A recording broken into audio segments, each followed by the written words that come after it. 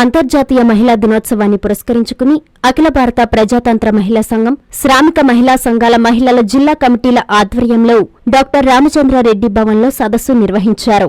ఈ సదస్సులో ఐద్వా రాష్ట్ర కార్యదర్శి డి రమాదేవి, అంగన్వాడీ జిల్లా కార్యదర్శి షేక్ రెహనా బేగం, ఐద్వా జిల్లా కార్యదర్శి షేక్ మస్తాన్బీలు పాల్గొన్నారు. ఈ సందర్భంగా వారు మహిళల హక్కులు, వాటిని ఎలా సాధించుకోవాలి తదితర అంశాలపై తెలియజేశారు. అనంతరం రమాదేవి ఎంత్రీ న్యూస్ తో మాట్లాడుతూ కేంద్ర రాష్ట్ర ప్రభుత్వాలు మహిళలకు అండగా నిలవాలని కోరారు. బడ్జెట్లో మహిళల కోసం కేటాయించిన కేటాయింపుల్లో తగ్గాయన్నారు. మహిళలు ఆత్మగౌరవంగా నిలబడాలంటే వారు చేసిన పనికి నాణ్యమైన వేతనాలు అందించాలని ప్రభుత్వాలను ఆమె డిమాండ్ చేశారు. ప్రభుత్వాలు స్పందించకుంటే మహిళా దినోత్సవం స్ఫూర్తితో వీధుల్లోకి ఆందోళన చేస్తామని హెచ్చరించారు. ఈ సదస్సులో ఐద్వా నగర నాయకురాళ్లు కె పద్మ, సుబ్బమ్మ, శంషాబాద్, వరలక్ష్మి మహిళలు పాల్గొన్నారు.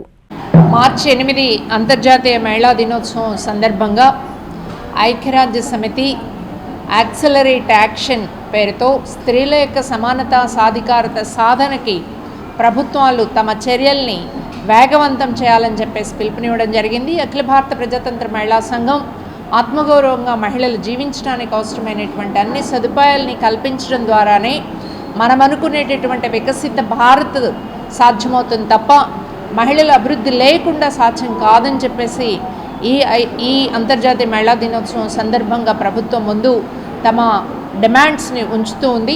ఇటీవల కాలంలో కేంద్ర ప్రభుత్వం, రాష్ట్ర ప్రభుత్వం కూడా బడ్జెట్ని ప్రవేశపెట్టాయి. వాస్తవంగా జెండర్ బడ్జెట్ అనేటటువంటి కాన్సెప్ట్లో భాగంగా ఈరోజు 30% ఆఫ్ బడ్జెట్ మహిళల యొక్క అభివృద్ధి కోసం కేటాయించాలని చెప్పేసి చెప్పడం జరిగింది. కానీ గతంలో కేటాయించినటువంటి కేటాయింపుల కంటే తగ్గిపోవడం మాత్రమే కాకుండా బేటీ పడావో బేటీ బచావో నినాదమైతే ఉంది తప్ప ఆ నినాదంలో 180 కోట్లు కేటాయిస్తే అదంతా ప్రచారానికే కేటాయించబడింది. వాస్తవ అభివృద్ధి కోసం నయా పైసా కూడా కేటాయించబడినటువంటి పరిస్థితి లేదు.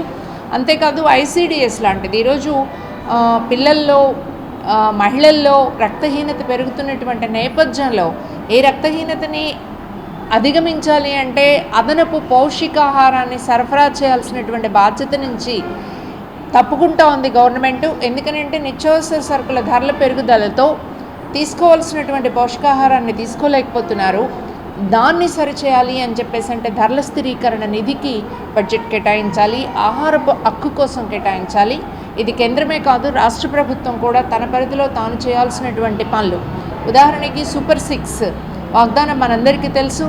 నెలకి 1500 రూపాయలు ప్రతి మహిళ 18 ఏళ్ళు నిండిన ప్రతి మహిళకి ఇస్తామన్నారు. తల్లికి వందనం ఇస్తామన్నారు. ఉచిత బస్సు ప్రయాణం అన్నారు.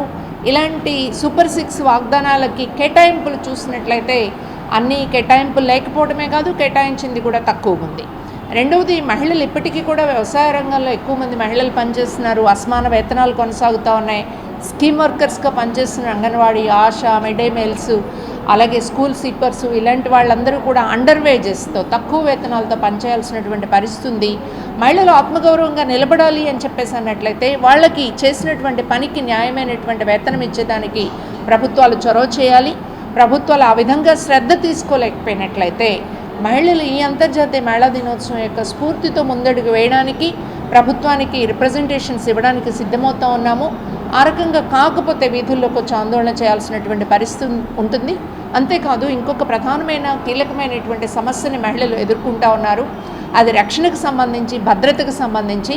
మన రాష్ట్రంలో గతంలో ఎన్నడూ లేనట్లు పరువు హత్యలు చూస్తూ ఉన్నారు. ఆడపిల్లలు, యువతులుగా ఉన్నటువంటి వాళ్ళ యొక్క క్రియాశీలతని, వాళ్ళు సొంతంగా ఎంపిక చేసుకోవాల్సినటువంటి హక్కుని వదిలేసి పరువు హత్యలు చేయడం అనేటటువంటి దాన్ని మనం చూసినట్లయితే దేశంలో, మన రాష్ట్రంలో కూడా కులం అనేటటువంటిది, కులతత్వం అనేది ఎలా విజృంభిస్తుందో, అది ఎలా హానికరంగా పరిణమిస్తుందో మనం చూడొచ్చు.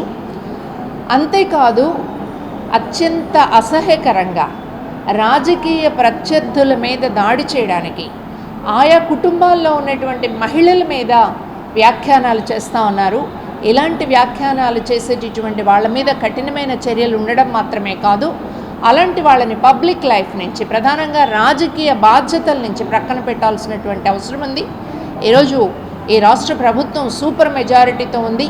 కాబట్టి ఇలాంటి చట్టం చేయాల్సినటువంటి అవసరం ఉంది. మార్చి 8 సందర్భంగా మహిళలకు రక్షణ కల్పించేదానికి సమస్త చర్యలు తీసుకుంటూ ప్రకటన చేయాలని చెప్పేసి మేము కోరుతూ ఉన్నాం. కుట్టు శిక్షణ లాంటివి మేము ఆహ్వానిస్తాం, కానీ అది మాత్రమే సరిపోదు. సామాజికంగా గౌరవంగా నిలబడగలిగేటటువంటి దానికి అవసరమైన చర్యలు చేపట్టాలా, రక్షణ కల్పించాలని చెప్పేసి డిమాండ్ చేస్తూ ఉన్నాం. 1 నుంచి 10వ తేదీ వరకు ఈ కార్యక్రమాలని అన్ని సంఘాలని కలుపుకొని నిర్వహిస్తూ ఉన్నాం. పురుషులు సైతం ఈ కార్యక్రమాలకు మద్దతు ఇవ్వాలని చెప్పేసి విజ్ఞప్తి చేస్తున్నాం.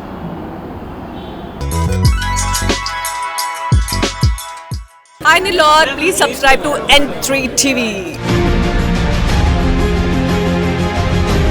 ఆనందభరితమైన వివాహ వేడుకలకు మీ ఇంట రెట్టింపు ఆనందాలు తెస్తాయి సిఎంఆర్ స్వర్ణాభరణాలు. బంగారం ధర పెరుగుతోంది అని భయపడవలసిన పనిలేదు. సిఎంఆర్ జ్యువెలర్స్ లో పెరుగుతున్న బంగారం ధరకు కళ్లెం వేయండి. బంగారు ఆభరణాల తరుగుపై సవరకు 2000 రూపాయలు భారీ తగ్గింపు. డైమండ్ ఆభరణాల డైమండ్ ధరపై క్యారెట్ కు 10,000 రూపాయలు తగ్గింపు పొందండి. పాత బంగారం మార్పిడిపై గ్రాముకు 250 రూపాయలు అధికంగా పొందండి. సిల్వర్ ఆర్టికల్స్ పై తరుగులేదు, మంజూరీ లేదు. మాకు పోటీ లేదు, మాకు సాటి లేదు. వెరైటీలకు అత్యంత తక్కువ తరుగుకు ఒకే ఒక సంస్థ సిఎంఆర్ జ్యువెలర్స్. మాఘమాసం పెళ్లిళ్లకు మనసు కోరే ఆభరణాలు సిఎంఆర్ స్వర్ణాభరణాలు. సిఎంఆర్ జ్యువెలర్స్, చందన బ్రదర్స్ ప్రక్కన Nellore, Magunta layout Nellore, trunk road Nellore.